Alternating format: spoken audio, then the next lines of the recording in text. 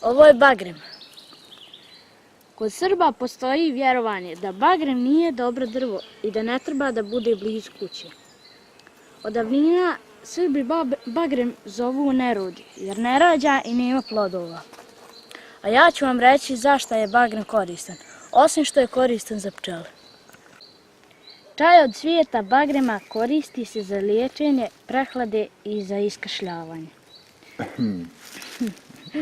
Za čorbe, variva i pire koristi se mladi proljetni izdanci i listovi. A cvjetni grozdovi mogu se jesti sirovi, a mogu se pomiješati sa tijestom i praviti prženice.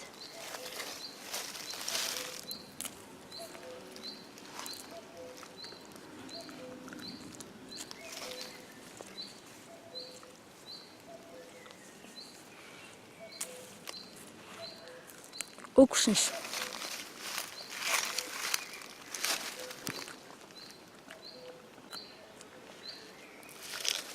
Slatki su.